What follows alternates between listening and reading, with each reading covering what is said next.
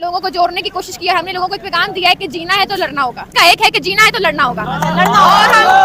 और मजदूर के मसले जो हैं इस सिस्टम में रह के, सरमायादाराना निजाम में रह के हल नहीं हो सकते। नहीं, अगर वो वहाँ से यहाँ आए थे तो उनकी क्या वजूहात थी? मेरी बात सुने, रोजगार के लिए लोग वहाँ जाते हैं। मेरा सवाल ये है कि यहाँ की हुकूमत क्यों रोजगार नहीं देती? यहाँ पे तालीम हासिल करने के लिए लोग वहाँ जाते हैं। मेरा सवाल ये है लड़ना होगा। मेरा सवाल ये है, पूरे कश्मीर के एक भी घर से पिछले 6 महीने से बिजली का बिल अदा नहीं किया गया क्योंकि वहाँ पे लोग खुले सिविल लाफरमानी कर रहे हैं। वहाँ पे स्टूडेंट से मुतालबा कर रहे हैं कि हमें फ्री तालीम चाहिए। हमारे पास तालीम हासिल करने के पैसे नहीं है, ना रोजगार है, ना हम बिल दे सकते हैं। नहीं जी, मैं हिंदू ਨੂੰ ਵੋਟ ਦਿਆਂਗਾ। ਉਹ ਸਾਡੇ ਮੁਸਲਮਾਨ ਨੂੰ ਕਤਲ ਕਰ ਭਾਵੇਂ ਕੋਈ ਆ ਜਾਏ, समानों तो भी आ जाए हिंदू औरत, मैं नहीं वोट देंगे उन्हें। आप नहीं देंगे, इसका मतलब है कि आप पाकिस्तानी नॉन मुस्लिम्स को इंसान नहीं समझते, आप उनको बेगाना समझते हैं। इसका मतलब ये भी है, मैं उनको नहीं वोट दूंगा। वजह क्या है? दीनदार बंदा उठेगा जेड़ा कुरान दी सुन्नत दी समझदा रखदा होगा, ਅਸੀਂ ਉਹਨੂੰ वोट देंगे। देखिए, ये पाकिस्तान के सिर्फ मुसलमानों का है। झंडे के अंदर 2 रंग है ना, आप समझ तो नहीं रहे। यहाँ जो अकलियत है उनका भी मुल्क है, सब तो नहीं समझ रहे। सब नहीं, मैं इन बात को समझता हूँ, लेकिन अकलियतों का भी। लेकिन हमें बहुत गुस्सा है इसराइल पर, हिंदू पर। वो को हमारे मुसलमानों को गाजर मूली तरह कहता मदद ताड़ी साड़ी फौज न लड़े आके नहते लोगों ने मार रहे हैं। जय दोस्तों, जय श्री राम। भारत की नारी शक्ति देखकर भाई पाकिस्तान की हिंदू महिला और एक मुस्लिम महिला भी है जो आगे आ रही है। प्रशांत सवेरा नाम की हिंदू लड़की इलेक्शन में भाई पार्टिसिपेट करेगी। फरवरी के अंदर इलेक्शन है और पाकिस्तान के मुसलमान उसको वोट देंगे या नहीं वो आप देखिए। और जो एक पाकिस्तानी लड़की है वो कुछ आवाजें भी उठा रही है भाई। देखिए फिलिस्तीन तो इनके दिल में बसा, वो आप लोगों को पता है। वीडियो देखिए आप लोग क्या रेकमेंडेशन रखें, उसके बाद बात करेंगे। लेकिन उसमें हम यही करेंगे कि हमारी जो स्ट्रगल है कि देखिए नया साल तो आ गया है लेकिन मसले इंसान के खत्म नहीं हुए, मसले तो बढ़ रहे हैं। स्टूडेंट के मसले ले लें, वर्कर्स के मसले ले लें। ये हमारा अखबार है, मजदूरों का अखबार, हमारी तंजीम है, हम उसमें काम करते हैं। अभी भी हम आए हैं स्टूडेंट के साथ बातचत करके और हम यही पैगाम लेके जा रहे हैं कि अगर आपने जीना है तो आपको लड़ना पड़ेगा। बेशक किससे लड़ना है? इस निजाम से हम। लेकिन जो बेरोजगार मजदूर है वो तो रोएगा फिर भी, जिसके पास रोजगार नहीं है, जिसके बच्चे भूख से मर रहे हैं, जिसके बच्चे तालीम हासिल नहीं कर पा रहे, सेहत हासिल नहीं कर पा रहे। लेकिन चेंज तो सिर्फ नंबर हुए हैं ना, हालात तो चेंज नहीं हुए। हालात चेंज करने के लिए स्ट्रगल करनी पड़ेगी और नंबरों के चेंज होने से इंसान की जो हालात हैं वो चेंज नहीं होते। 23 से 24 आ जाएगा, 25 आ जाएगा, 30 आ जाएगा, 40 आ जाएगा, लेकिन जो इंसान के मसाइल हैं उनको खत्म करने का एक है कि जीना है तो लड़ना होगा। क्या फ्लॉज है, किन चीज के लिए आप फ्लॉज जो है, फ्लॉज एक हो तो बताओ ना, यहाँ बताने बैठो तो रात बड़ा बच जाएंगे आपको। 2-4 बता दें। यहाँ पे देखें, एक तो अगर मैं चंद अल्फाज में कहूँ तो पाकिस्तान इस वक्त दिवालिया हो चुका है। अच्छा। और वो दिवालिया होने की वजह ये है कि जिस सिस्टम में हम रह रहे हैं, सरमायादार निजाम में, वो बिल्कुल खत्म हो चुका है। ये निजाम ना तो सेहत दे रहा है इंसान को, ना तालीम दे रहा है, ना रोजगार दे रहा है। स्टूडेंट जो है वो इतनी बारी भरकम फीसें दे के पढ़ रहे हैं लेकिन उनको पता ही नहीं हमारा मुस्तकबिल क्या होगा। वर्कर जो है खुदकुशियां कर रहे हैं क्योंकि उनके घर में खाने के लिए नहीं है। अभी फलस्तीन का इतना बड़ा इशू है, पूरी दुनिया में चल रहा है। अच्छा, ये आपने बड़ा पॉइंट किया। फलस्तीन हमारे जो आप मुझे बताइए, फलस्तीन, आपने पूछा कि नया साल मनाने का आपका क्या प्लान है? फलस्तीनी से नया साल कैसे मनाएंगे?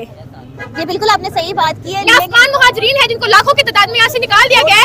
बलोच मूवमेंट जो है इस वक्त, इसमें हजारों की तादाद में खवातीन, बच्चे शामिल हैं। उनके लिए नया साल क्या माने रखता है? साउथ अफ्रीका जो है, अफगान का आपका नहीं बनता क्योंकि वो तो गैर मुल्की, वो गैर मुल्की थे, तो इसका मतलब वो अपने मुल्क में जा सकते हैं। भाई यहाँ पे हुक्मरानों ने अफगानों को जितना लूटा है उनके नाम पे डॉलर जहाज खाया, डॉलर खाए उनके नाम पे। और जब उनको समझ आ गया कि ये हमारे किसी काम के नहीं है, उनको लात मार के बाहर निकाल दिया गया। हम समझते हैं कि अफगान मुहाजिरीन जो है वो हमारे मेहनतकश भाई हैं, उनका मसला एक का दुख सबका दुख। हाँ जी, क्या कह रहे हैं? नहीं, ये एक था कि वो गैर कानूनी रह रहे थे, ये तो है कि नहीं? गैर कानूनी किस तरह रह रहे थे? बगैर वीजे के, जो वीजे के बगैर रह रहे थे ना, उन्होंने उसको कहा जिनके पास वीजा वैलिड है ना वो इधर ही रह रहे हैं। उनके पास, जिनके पास आईडीज है ना, जो पुराने रह रहे हैं वो इधर ही हैं। जिनके पास बगैर वीजे। मैं तो समझती हूँ कि ये जमीन जो है इंसान के रहने की जमीन है। पाकिस्तान एक आज़ाद मुल्क है, यहाँ पे हर अकलियत को ये राइट है, यहाँ हासिल है कि वो अपना आज़ादाना हैसियत से, मतलब वो चाहे इलेक्शन लड़े, चाहे वो गवर्नमेंट सर्विस में आए, चाहे कुछ भी वो कर सकता है। यहाँ पर ऐसा कोई इशू नहीं है क्योंकि हम लोग अमन पसंद लोग हैं, मोहब्बत करने वाले लोग हैं। हम सब अकलियतों को कबूल करते हैं और ये बड़े अच्छा है। मैं समझता हूँ बड़ी अच्छी बात है कि अगर किसी हिंदू लड़की ने ये कदम उठाया तो बहुत अच्छी बात है, मैं उसको सपोर्ट करूँगा। 1947 से लेकर अगर अभी तक की बात करते हैं तो माइनॉरिटीज की बहुत कमी आई है हमारे मुल्क के अंदर। लेस देन 1% पे रह गए हैं यहाँ पर। अभी सबीरा प्रकाश नाम है इनका, जो कि आई हैं, आगे बढ़ी हैं। तो आपको क्या लगता है कि हमारी पूरी सोसाइटी, आपने अपनी राय दी है, मुझे बड़ा अच्छा लगा कि आपने सपोर्ट की है, लेकिन क्या हमारी सोसाइटी उस लड़की को सपोर्ट कर पाएगी? जी बिल्कुल करना चाहिए, क्यों नहीं करना चाहिए? मुझे बताएं कि क्या हम लोग ईसाइयों के साथ हम उनको नहीं अपने भाई कहते हैं? बिल्कुल कहते हैं। क्या आज सरदार जो हमारे मुल्क में है, क्या हम लोग उनको अपने साथ लेकर नहीं चलते हैं? बिल्कुल चलते हैं। तो हिंदू लड़की को क्यों नहीं सपोर्ट करना चाहिए?